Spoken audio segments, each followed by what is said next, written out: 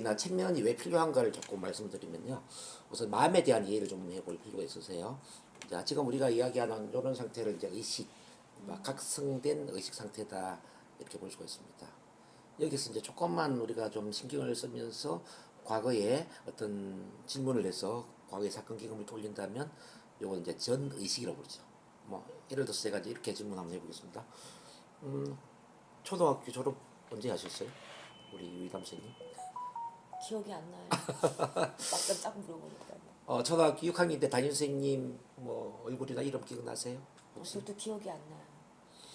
우리 약사 선생님은 저기 대학 졸업을 몇 년도에 하셨나요? 혹시? 96년도?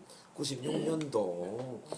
96년도면은 저보다 나이가 더 젊다는 이야기인데요. 좀 늦어가지고. 아 그래요? 제가 92년도 졸업했으니까 저랑 비슷한 또래일 것 같긴 한데 나중에 한번 보죠. 어쨌든 제가 이제 질문을 하니까 뭐 어떤 생각을 하지 않나요? 네. 근데 질문 받기 이전에는 이런 생각 안 했죠. 뭐 안 대학 했어요. 졸업이나 뭐 국민학교 뭐 6학년 선생님 뭐 이런 생각 안 네, 하잖아요. 안 했어요. 그래서 이제 조금만 집중을 하면은 머리에 떠올릴 수 있는 이 의식을 우리는 전 의식이라고 하는 거예요. 근데 이제 이 전 의식은 치료 작업에도 많이 쓰입니다. 특히 우리가 이제 TDS라고 체면적인 탐색 질문이 있거든요. 체면적 탐색 질문에 의해서 체면을 걸지 않지만 체면에 바로 들어가는 효과를 만들어낼 수도 있죠. 그래서 이제 이 전 의식을 그런 관점에서 좀 비중 있게 다루는 게 필요하고, 이제 전 의식에서 조금 깊이 들어가면은 바로 이제 우리가 알고 있는 무의식, 그러니까 이제 잠재 의식으로 들어가죠. 잠재 의식은 의식이 공존하면서 그러면서 이제 그야말로 잠재되어 있는 의식이죠. 네. 뭐 이제 프로이트는 이 잠재의식을 무의식이라고 이야기하면서 무의식 안에는 성충동이라든지 또는 뭐 종교적인 제의식이라든지 이런 것들이 잠재되어 있어서 만약에 무의식을 들춰내면은 좀 부끄러운 과거가 들춰지지 않을까. 네. 그래서 사람들은 무의식을 굉장히 부정적으로 보지 않습니까? 네. 이거는 프로이트의 이제 무의식관이고, 네. 이제 NLP나 우리 이제 밀턴 에릭슨의 관점에서 본다면은 이 무의식은 굉장히 긍정적인 자원의 저장소다 이렇게 볼 수 있습니다. 그러니까 이른바 이제 우리 잠재의 시간에는 무한한 잠재 능력이 있다 이런 이야기 들어보셨을까요? 네네. 들어봤죠. 자, 인간의 무한한 잠재 능력의 보고가 바로 잠재 의식이자 무의식이거든요. 그러니까 무의식이 다른 말은 잠재 의식이란 말이에요. 그러니까 이제 무의식은 주로 이제 프로이트 심리학계에서 이제 무의식의 용어를 많이 사용했다면은 이제 잠재 의식은 성공학적인 차원에서 잠재 의식의 용어를 많이 사용하는데 사실은 똑같은 개념이에요. 네. 네. 그래서 이제 우리는 주로 이제 무의식보다 잠재 의식이라는 용어를 많이 사용하려고 애를 쓰는데 애를 쓰는데 그래도 이제 아무래도 무의식이라는 용어를 써야만 더 설명이 되는 게 많이 있기 때문에 무의식의 용어를 쓰는데 이제 무의식 안에 두 가지가 있어요. 개인 무의식이 있고 집단 무의식이 있고. 네. 요거는 칼 융의 심리학을 공부를 해보면은 집단 무의식이라는 개념을 아마 공부를 하셨을 거예요. 네. 어쨌든 이제 개인 무의식을 본다면 개인 무의식 안에는 태어난 이후의 모든 기억뿐만 아니라 엄마 뱃속 안, 네. 태아 시절의 기억도 다 저장이 돼 있고요. 그리고 태어나기 이전에 모든 기억이 또 저장되어 있는 게 개인 무의식이거든요. 네. 그럼 태어나기 이전에는 어떤 기억이 있을까요? 태어나기 이전에는 뭐 일단 전생이라는 개념 이해를 하실 것 같고 또 하나가 더 있거든요. 태어난 그 사이의 기억. 전상세계? 네. 그거는 이제 초의식이라고 해서 다시 다르게 설명을 해야 되고, 네, 개인 무의식 안에는 전생에 대한 기억 그리고 힐통에 대한 기억이 예, 저장되어 있다는 거죠. 그래서 이제 우리가 시간선 치료로 본다면은 혈통 치료도 같이 하거든요. 이제 우리 이제 부모의 성격이나 기질만 유전이 된 게 아니라 부모의 무의식의 패턴도 우리에게 유전이 되어 있다는 거죠. 이른바 그래서 이제 아버지나 어머니가 우울증이다 또는 불안증이다 그러면은 그 아들 딸도 불안증이나 우울증을 가질 가능성이 높죠. 뭐 그거는 집단 무의식이 아니구나. 개인 무의식이죠. 집단 무의식은 조금 이따 제가 설명할게요. 어쨌든 개인 무의식 안에는 이렇게 혈통상에 네. 부모, 뭐 할아버지 또는 정조 할아버지, 고조 할아버지 또는 또 외가족으로 보면은 뭐 외할머니, 뭐 정조 외할머니 이렇게 쭉 이렇게 3대 4대까지 유전이 되는 경우들이 많이 있습니다. 그러니까 치료를 할 때 그래서 우리는 혈통상의 이런 무의식의 패턴이 유전될 수도 있구나. 맞아. 요걸 네. 우리가 염두에 두고 치료를 해야 돼요. 발목을 확 잡고 있잖아요. 네. 예.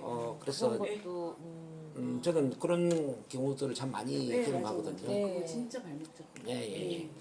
그래서 나의 문제가 가족 예. 전체의 문제일 수도 있다라는 예, 맞아요. 차원에서 예, 치료를 해야 예. 된다 예, 그 말씀을 예. 드리고 뭐 전생에 대해서는 아마 다 이해를 하실 것 같으니까 뭐 잘 이해를 하시겠지만은 어쨌든 전생의 여러 가지 패턴들, 기억들이 또 우리 무의식 안에는 그대로 저장되어 있는데 뭐 전생에 대해서는 논란이 많죠. 네. 실제 전생이 있냐 뭐 없냐 이제 이런 논쟁들이 뭐 80년대 미국에서도 이제 많이 일어났었죠.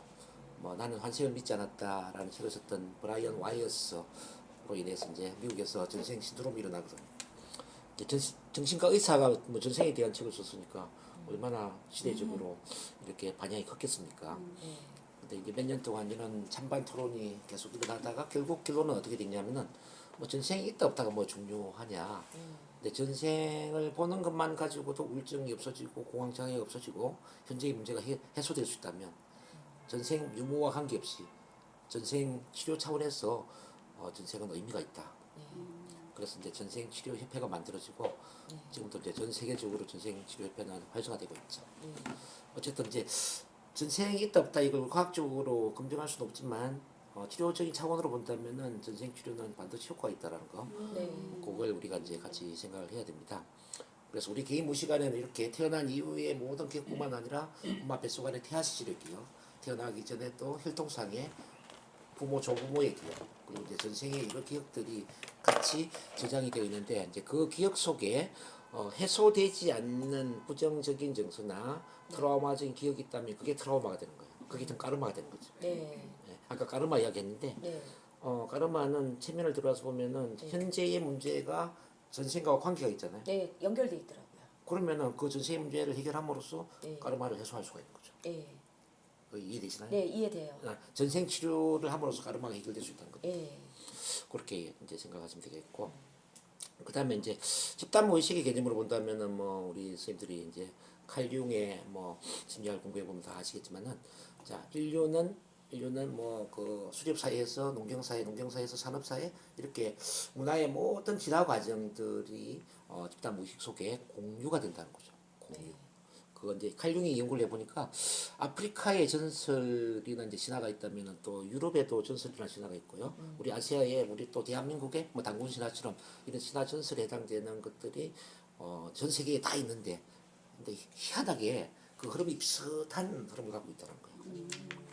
분명히 아시아나 유럽이나 아메리카나 이렇게 어떤 이동 경로가 없는데도 불구하고 어떻게 비슷한 전설이나 비슷한 신화를 갖게 되었을까?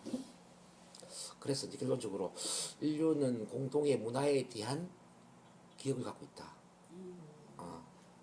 그래서 이제 그 양자 물리학자들이 1930년대인가 이제 일본 최남단 섬에서 실험을 해보는데요.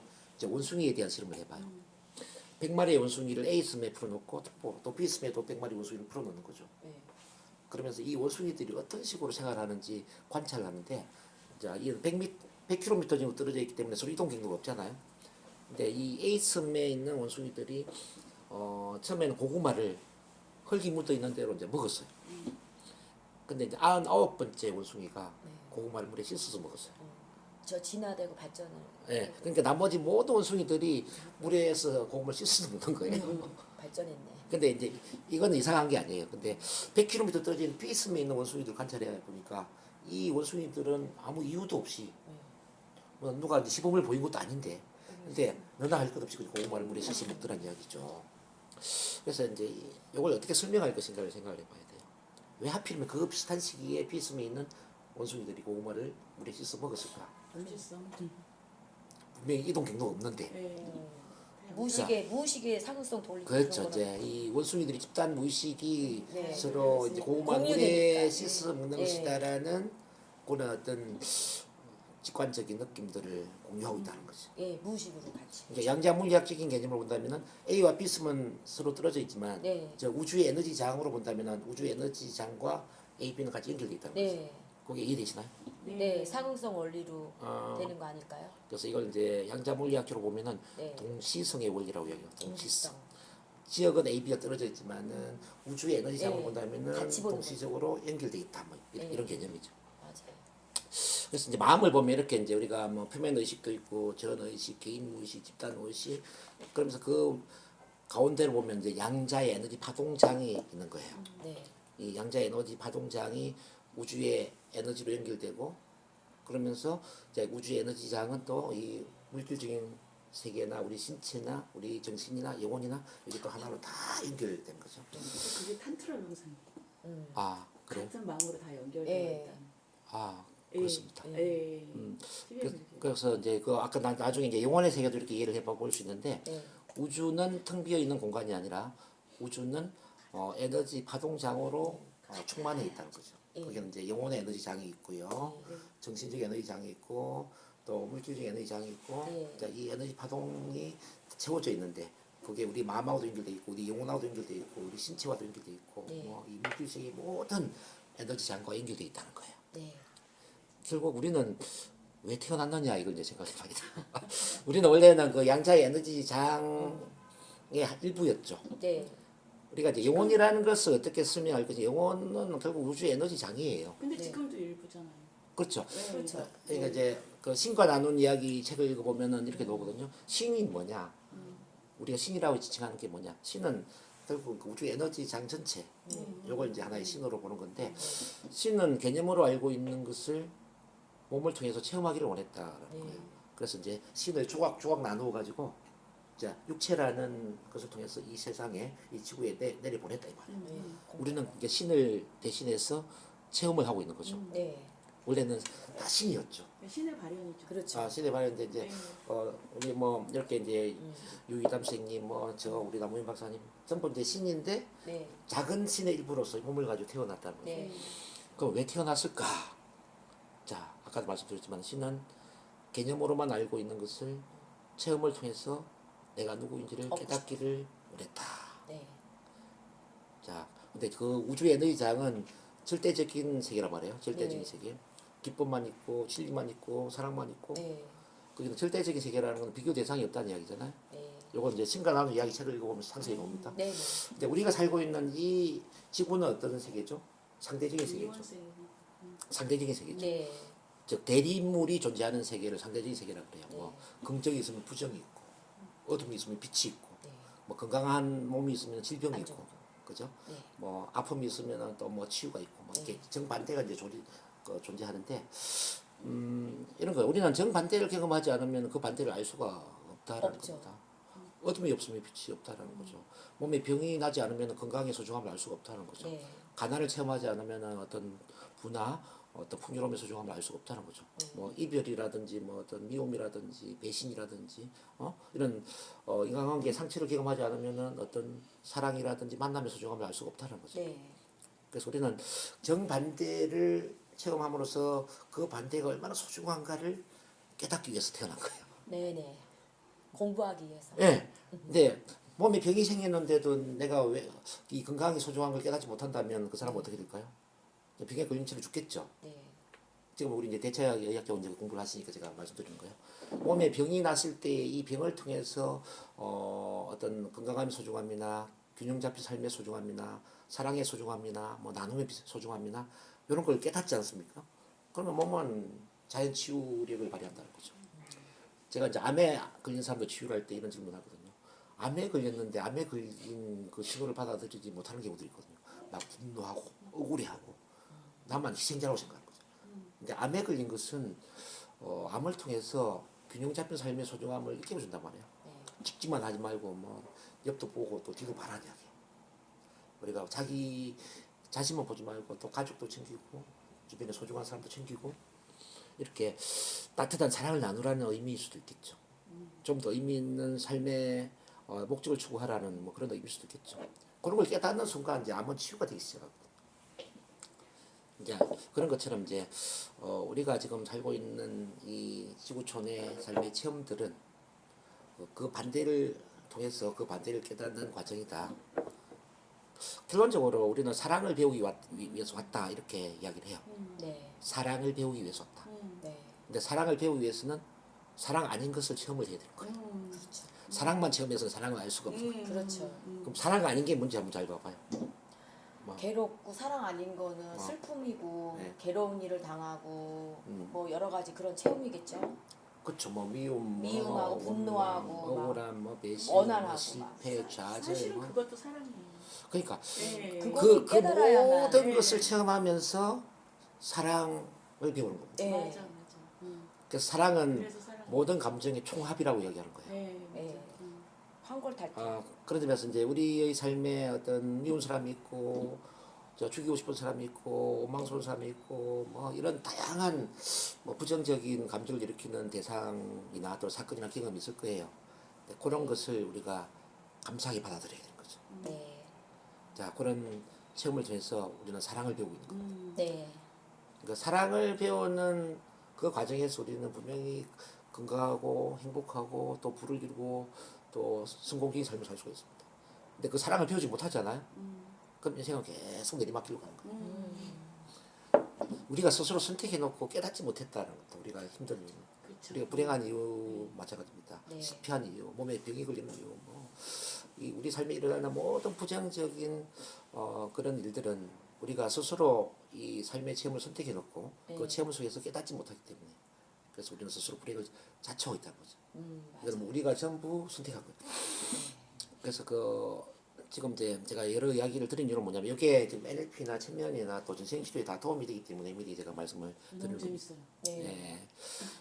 그래서 이제 우리가 이제 몸을 가지고 이렇게 뭐 어떤 사람은 100년을 살고 어떤 사람은 또 뭐 70년, 80년을 살 수도 있겠지만은 이 속에서 충분히 체험 속에서 깨닫고 성장하잖아요. 그럼 의식 레벨이 올라간단 말이에요. 의식 레벨.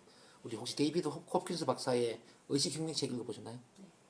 저는 안 읽어봤고. 그러면은 그 책도 필독서니까 좀 읽어보시기를 네. 미리 추천합니다. 네. 거기 보면 이제 의식이 1부터 1000까지 이제 나눠져 있는데요. 200 기준으로 200 아래는 부정, 200 이상은 긍정이에요. 네네. 근데 그 인류의 의식의 평균치가 지금 207이라고 나와 있거든요. 근데 79%는 200 이하로 나와 있습니다. 이제 이 200 이하는 전부 부정인데 뭐 예를 들어서 뭐 두려움이라든지 죄의식이라든지 수치심이라든지 이런 부정적인 의식이 200 이하인데 몸에 병이 걸리는 대부분 사람들은 200 이하입니다. 자, 그걸 이해해야 됩니다. 몸에 병이 걸리는 대부분의 사람들 200 이하의 의식을 갖고 있고요. 또 우울증, 불안증, 뭐 공포증, 공황장애, 불면증 이런 정신적인 문제를 갖고 있는 사람 대부분 200 이하입니다. 뭐 가난한 삶을 살고 있는 분들, 뭐 불행한 이런 삶을 사는 분들, 뭐 인간관계에 문제가 있는 사람들, 그러니까 이 지구촌에 문제가 있는 모든 사람들 대부분 200 이하의 의식을 갖고 있다는 겁니다. 자, 이 200 이하의 의식이 200 이상으로 올라가는 순간 어떻게 될까요? 올라가겠죠. 아무래도. 자, 200 이상으로 의식이 올라가는 순간 몸의 병이 치유가 됩니다. 정신적인 문제에서 해방이 됩니다. 가난에서 벗어날 수가 있고요. 네. 뭐 인간관계에서 갈등에서 벗어날 수가 있고. 자, 결국 해답이 뭔가를 생각해요. 해답은 의식 수준을 높이는 거예요. 왜? 의식 수준이 낮았기 때문에 문제가 다 일어났거든요. 맞아요. 그래서 우리가 이 세상에 태어난 이유는 체험을 통해서 의식 레벨을 높이기 위해서 올라왔다. 이걸 깨달아야 돼요. 의식 레벨을 높이지 못하기 때문에 여러 문제 직면해 있다. 근데 나중에 이제 4, 5세기에서 다루겠지만요. 이 200 이하인 의식은 죽더라도 저기 천상세계에서 쉽게 말하면은 우리가 뭐 천국 지옥을 이야기한다면 천국으로 갈 수가 없어요. 네. 그러니까 그거는 오늘 다룰 주제는 아니지만 이렇게 네. 이제 천상세계를 보면은 하층 아스트랄계, 뭐 중간 아스트랄계, 상층 아스트랄계, 뭐 천상층 이렇게 다양한 층들이 있어요. 이게 이제 천상층은 의식 레벨에 따라 나눠져요. 네. 가장 높은 층은 이제 뭐 예수님이나 뭐 하나님이나 부처님처럼 태어나지도 않아도 되는 그런 영혼. 네. 뭐 상층 아스트랄계 같은 경우에는 이제 천사와 같은 수준. 네. 중간 아스트랄계는 좀 진화된 영혼. 네. 뭐 그러면서 이제 하층 아스트랄계는 올라가지 못하는 영혼들이에요. 네. 이제 뭐 빙의가 일어나는 층이라고 하죠. 빙의가 뭔지 아시죠? 네. 빙의, 그러니까 이제 올라가지 못하는 그 특히 뭐 한이 많은 그 영혼들이 우리 물질 세계에 같이 묶여 있거나 뭐 다른 사람 어떤 몸 안에 들어가거나 네. 이런 걸 이제 빙의라고 얘기를 한단 말이에요. 네.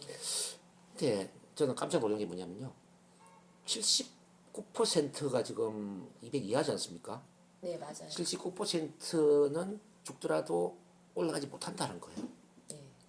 이게 무슨 말이냐면은 79%는 우리 주변에 떠돌거나 우리 중에 좀 에너지 레벨이 낮은 사람 몸 안에 들어와서 빙의가 되거나 어떤 지역에 묶여서 지방령이 되어 있거나 이렇게 문제를 일으킨다라는 네. 거죠. 우리 최진실 씨 생각해보면 최진실 씨가 자살했지 않습니까? 네. 이분 영혼 올라갔을까요? 못 올라갔어요. 그렇죠. 그 다음에 어떤 일이 일어났죠? 또 동시- 연달아서 동생이 동생이 또 또 데려갔잖아요. 그렇죠. 동생을 데려간 것은 우연일까요? 아니요. 결국 최신실 씨 영혼과 주파수로 같이. 같이 이제 연결됐다 예. 봐야죠. 그 조성민 씨는 왜 죽었을까요? 같이 또 연결이 됐죠. 이런 걸 봐야 됩니다. 이게 이제 뭐 자살을 했다는 이야기는 그 의식이 낮기 때문에 자살하는 거 아닙니까? 네. 물론 뭐 저기 다른 분들 구하기 위해서 뭐 노무현 전 대통령이나 이렇게 뭐 주변인 사람들 보호하기 위해서 스스로 목숨을 끊는 경우도 있지만 스스로 개인적인 아픔 때문에 한 때문에 죽는 경우는 의식이 낮다고 봐야 되거든요. 네. 그러면은 결국은 올라가지 못하고 이 하층 아스트랄계에 묶여 있으면서 이 가족이나 주변 사람들을 끌어들이죠. 또 끌어들이게 되죠. 네. 근데 제가 이제 희소식을 하나 알려드리면요. 이렇게 200 이하의 의식이 79%인데 제가 NLP를 훈련시켜 보니까요. 네. NLP를 한 3개월 정도 훈련한 사람이 의식이 한 3개월 만에 한 200 정도 올라간다는 걸 오, 제가 많이 올라갔네요. 확인했어요. 한 150, 170 정도 있는 사람이 한 350 정도 올라가더라고요. 많이 올라갔네요. 야, 깜짝 놀랐어요. 그런데 제가 느끼는 거는요. 그게 고정되지 않는다는 거예요. 네. 의식 레벨이. 네, 왜냐면 그게 차크라에 그대로 이제 육체를 타고 나니까 네. 그 육체를 빌리니까 어쩔 수 네. 없잖아요. 그렇죠. 그래서 그게 그 용기가 되게 중요한 게 네, 내가 수치심 20도 만날 수 있고 자부심 175도 만날 수 있는 거예요. 네, 네. 그렇지만 그때 나 자신을 볼 수 있는 그 용기를 내는 거 있잖아요. 네. 그게 완전 터닝 포인트가 되는 거예요. 네, 예, 그래서 저는 그 의식을 어떤 사람이 일정 수준의 이 사람은 이거야라고 정하는 게 되게 위험하다고 생각해요. 제 의견이에요. 네. 예. 아, 당연히 그런 게 있죠. 예, 상황에 예. 따라서 뭐 예, 우리가 예. 감정을 그렇지 않습니까? 저 힘든 상황이 되면 뭐 자존감 그쵸. 느꼈다가 예. 일이 잘 되면 자신감 생기다 그러지 않습니까? 예. 이제 이렇게 이제 물결처럼 이렇게 그쵸. 오르락 예. 내리락 하는데 예. 그러면서도 이제 평균치가 있을 수가 있겠죠. 예, 그렇죠. 평균치의 의식을 의식이 어디냐 이제 이걸 봐야 됩니다. 예. 근데 분명히 이제 확실한 것은 뭐 제가 과학적으로 검증할 수는 없지만 이 NLP나 세면이나 마음 훈련을 함으로써 의식이 올라가는 건 확실합니다. 예, 그렇죠. 네. 당연하죠. 예. 어떤 종교보다도 더 큰 치유 배달을 일으키는 게 저는 이 NLP나 체면이라고 생각합니다. 네. 이건 왜 그렇게 가능하냐면은 바로 무의식에 각인되어 있는, 뭐 개인 무의식에 각인되어 있는 그런 트라우마나 그런 마음의 상처를 치유를 함으로써 마음이 빠르게 변화가 되거든요. 네. 과거에서 벗어나고, 그러니까 이제 미래지향적인 창조적인 삶으로 바뀌더란 이야기죠. 네. 그래서 저는 이 지구촌에 태어난 사람은 두 가지 부류가 있다라는 것을 생각하는데요. 첫 번째는 그 200 이하에 해당되는 이런 분들이 200 이상으로 자기 의식을 끌어올리기 위해서, 즉 의식 수준을 높이기 위해서, 자신의 의식 수준을 높이기 위해서 태어난 부류가 이제 A라고 본다면, 두 번째 부류는 그 200 이하에 머물러 있는 이 의식들을 200 이상으로 끌어올리는데 도움을 주는 뭐 의식 지도자의 영적 지도자의 삶을 살기 위해서 태어났다. 좀 이렇게 이해를 하거든요. 네. 그럼 여기 모인 우리 선생님들은 어떤 분들일까? 멘토 물론 개인적인 삶도 업그레이드를 시켜야 되겠지만은 단체를 다 예. 네. 힐링 시켜주고 예, 우리 정말 주변의 사람들의 의식을 높이는 데 일조하기 위해서, 네. 더 크게는 지구촌의 의식을 높이는 데 일조하기 위해서 저는 태어났다. 네. 맞죠? 의식 지도자, 영성 지도자의 네. 그런 삶을 살기 위해서 태어났다. 네. 이렇게 저는 이해하는데 우리 어떻게 생각하세요? 전 맞다고 생각합니다. 실제 그 약사님이나 이게 그러려고 한 거 명상 아니에요? 심리 상담 이런 쪽 일을 하는 분들은 전부 의식 지도자의 삶을 살기 위해서 태어났다고 봐도 과언이 아니에요. 그래서 이제 좀 사명감을 갖기를 원하고요. 그래서 우리가 어쩌면은 우리 자신의 삶뿐만 아니라 우리 주변의 수많은 사람들을 살리는 그런 정말 하늘을 대신해서 사람을 살리는 일을 해야 될 수도 있다. 자, 그 사명감을 좀 가졌으면 좋을 것 같아요. 네. 특히나 지금은 영성의 시대이고 네. 더 많은 영성의 지도자를 필요로 하는 시기거든요. 자, 한 명의 영성 지도자가 얼마나 많은 사람들을 살리겠습니까? 그렇잖아요. 우리 남호인 박사님이 책 한 권을 써서 자, 수십만 명, 수백만 명에게 이제 영향을 줄 수 있는 것처럼 예.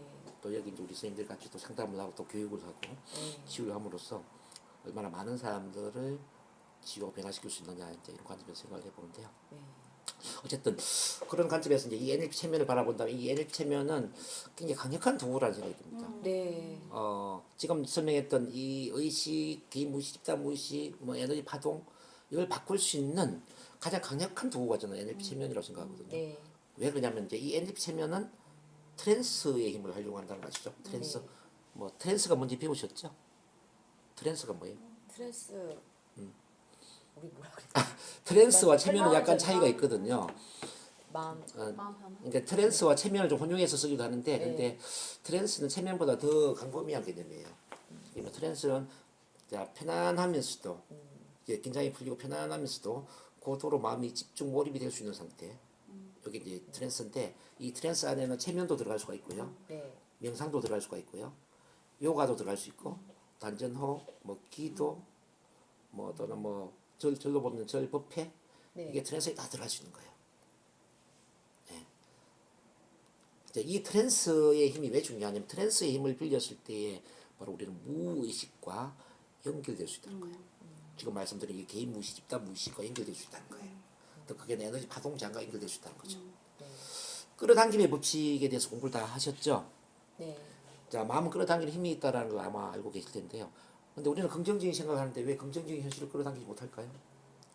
왜 우리는 꿈을 꾸고 목표를 설정하는데 그 꿈과 목표를 이루지 못할까요? 왜 안 되는지를 한번 생각해 보신 적 있나요?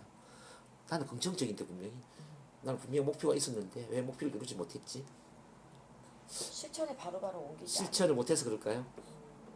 영점장에 그쵸. 그 의식은 긍정적이고 의식은 목표 지향적인데 우리의 무의식은 반대로.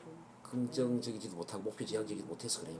무의식 안에 그 목표가 쉽게 말하면 프로그래밍이 되지 못했기 때문에 끌어당김의 힘이 실현되지 못하는 거죠. 네, 맞아요. 끌어당김 힘을 실현하는 거는 의식이 아니라 무의식이라는 거죠. 네. 그 무의식이 끌어당긴 힘을 만들기 위해서는 바로 무의식의 프로그래밍을 해야 된다는 거죠. 그 무의식의 프로그래밍을 하기 위해서는 뭐가 필요하냐? 트랜스가 필요하다는 거죠. 트랜스를 활용하는 힘이 뭐냐면 NLP다 체면이라는 거죠. 그럼 이 공식 이해되시나요? 네. 그러니까 시크릿 책을 뭐 수백만 명 읽었지만 이분들이 성공을 못하는 이유는 끌어당김의 힘은 이해를 했는데 어떻게 해서 끌어당김의 힘을 실현할 것인가를 이해를 못하는 거예요. 네. 그 방법론을 모르는 거죠. 네, 맞아요. 그래서 끌어당김 힘을 실현하기 위해서 반드시 트랜스의 힘을 활용한다. 트랜스의 힘을 활용하는 대표적인 게 NLP 체면이다. 이렇게 하면은 아주 쉽지 않을까. 네. 이해되시나 이게? 네. 우리 선생님 효과를 본 거는 명상을 활용해서 그래요. 명상 또한 트랜스기 때문에 그래요. 그렇죠. 저 효과 보는 건 아니고요. 네. 부정적인 것도 엄청 잘 끌어당겨요. 아, 예, 예, 그렇습니다. 예, 예, 예. 그러면 오늘 이제 NLP 체면을 배우면 이제 부정적인 것을 어떻게 차단할 것인가를 공부하게 될 것이고 네, 네. 긍정적인 것을 어떻게 끌어당길 네, 것인가 네. 이런 걸 이제 네. 선택할 수 있는 힘을 갖게 됩니다. 네, 네. 와. 그래서 명상과 NLP 체면의 좀 차이는 뭐냐면 명상은 내가 이게 부정 긍정을 선택하는 게 쉽지가 않아요. 네. 예, 명상을 좀 비우는데 초점이 맞춰져 있기 때문에. 근데 이제 NLP 체면은 긍정 부정을 우리는 선택하지 않아요. 부정을 어떻게 할 것인가, 긍정을 어떻게 할 것인가에 관심 있는 거예요. 이제 무엇을 상상하느냐가 중요한 게 아니라 무엇을 어떻게 상상할 것인가. 자, 우리는 부정적인 생각을 하지 않을 수 있나요? 어쩔 수 없이 부정적인 생각을 해요. 네.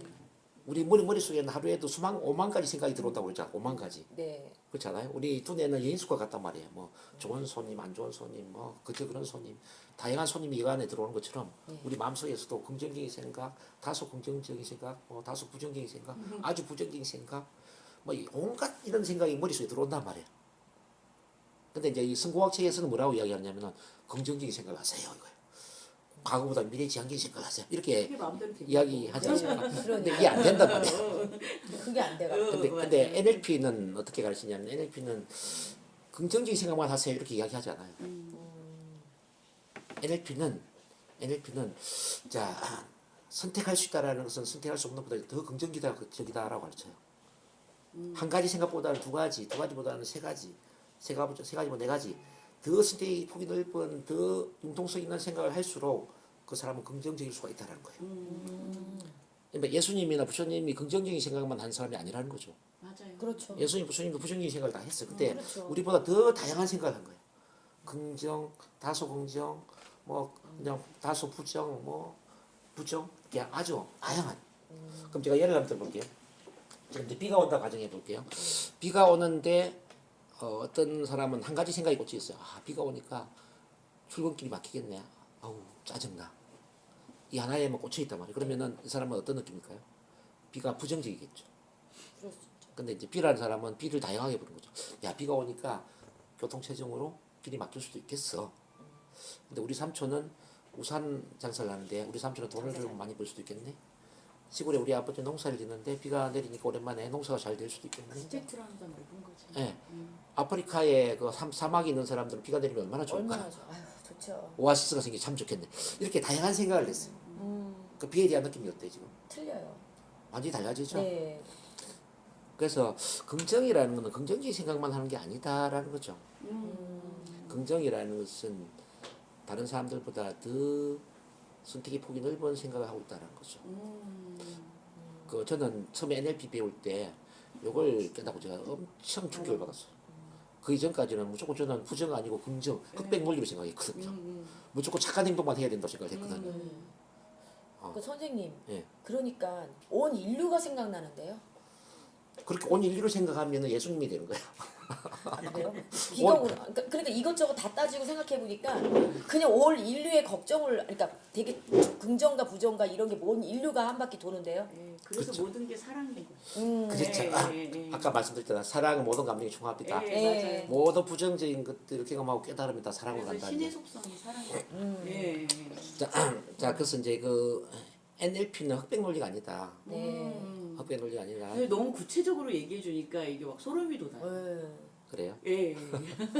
우리가 네. 생각했던 거를 그냥 탁탁탁 얘기해 그냥- 주니까 너무 자연스럽게 예, 알고 있었던 알고 건데 있었던 거 맞아요. 그거를 구체적으로 설명을 해주시니까 네. 네, 이건 나중에 들어가기 전에 제가 전체 뭐 개로를 제가 한번 네. 쭉 네, 네, 뭐 이야기를 하면서 그냥 학문적으로 접근하기보다는 네. 우리 체험적으로 접근하는 게 훨씬 더 NLP가 와닿거든요. 네. 저는 참고로 이제 22년을 NLP를 했고 네. 그리고 임상만 한 5천 명 이상을 제가 했기 때문에 그러니까. 뭐 그래서 이제 실제 이제 NLP 통해 사람을 변화를 시키는 일을 저는 한 거죠. 변화 당하고 싶어요. 실제적으로 이제 충분히 변화를 시킨 다음에 제가 대학 교수가 됐어요. 네. 보통 대학 교수들 같은 경우 학문을 공부를 해서 뭐 학위를 따고 뭐 교육을 하고 임상은 안 하잖아요, 대부분. 네. 그냥 NLP는 이런 것이다 이렇게 가르치잖아요. 저는 그게 아니고 이제 한 20년 이상 계속 사람들 치유하고 변화시키고 현장에서 이렇게 사람이 이렇게 달라지는구나 이런 걸 체험하고 그 다음에 NLP를 가르치는 거죠. 네. 물론 그 중간에 가르쳤지만 그래서 NLP는 이런 거구나. 어쨌든 자세한 건 뒤에서 이제 공부를 하게 되고요. 네. 다시 이제 처음으로 돌아가서 이제 이 NLP 체면은 그래서 네. 이제 일반 성공학이나 일반 어떤 심리 치료에서 다루지 못하는 그 무의식 차원의 패턴 프로그래밍을 바꾸기 때문에 빠른 변화가 일어나고 자, 이 패턴 프로그래밍이 바뀌는 순간 우리 양자 파동장의 네. 에너지 파동의 변화가 일어난단 말이에요. 네. 끌어당김 힘이 실현되는 거죠, 쉽게 말하면. 이해되시나요? 네. 그래서 끌어당김 힘을 발휘하려면은 의식적으로 그냥 긍정적인 생각만 해서 되는 건 아니에요. 의식적으로 꿈을 생각해서 되는 게 아니에요. 이거 반드시 무의식 차원의 프로그래밍을 지켜야 된다. 이게 너무너무 중요하다는 말씀드립니다. 특히 이제 우리 선생님 같은 경우는 이제 뭐 또 아픈 사람들 막 치유를 하는 대체의학 전문가이기 때문에 그러면은 마음이 몸을 치유한다는 이야기를 많이 들어보셨을 텐데요. 자, 마음의 힘으로 암도 치료하고 그죠. 뭐 천식도 치료하고 그러지 않습니까? 저도 실제 그걸 하는데. 네. 그럼 마음이 몸을 치유하려면은 어느 단계로 가야 되느냐? 그냥 긍정적인 생각만 하면 될까요? 아니요. 그건 한계가 있다는 거죠. 전혀 안. 그래서 이제 체면을 활용하면 또는 NLP를 활용하면은 정말 기적적인 변화가 많이 일어날 수 있습니다.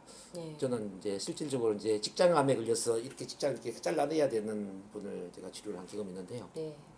이분은 저랑 이제 체면을 옛날에 공부했던 분이었어요. 이렇게 네. 체면의 힘을 이제 믿기 때문에 저한테 왔죠. 그렇죠. 이 잘라내면은 주머니를 차야 되는데 그러기는 싫은 거죠.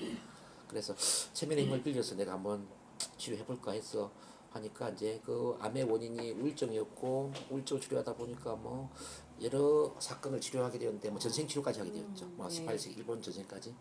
그리고 나서 이제 그 이미지 요법을 통해서 이제 암 세포를 죽이는 그런 체면 이미지 네. 치료를 제가 한 2달 동안 해줬거든요. 네네. 근데 2달 이후에 병원에 가니까 요게 이렇게 줄어있는 거예요. 와, 그럴 수 있어. 암은 하루 만에 확 번지더라고. 그러면서 수술 안 하고 완치가 된 사례가 있죠.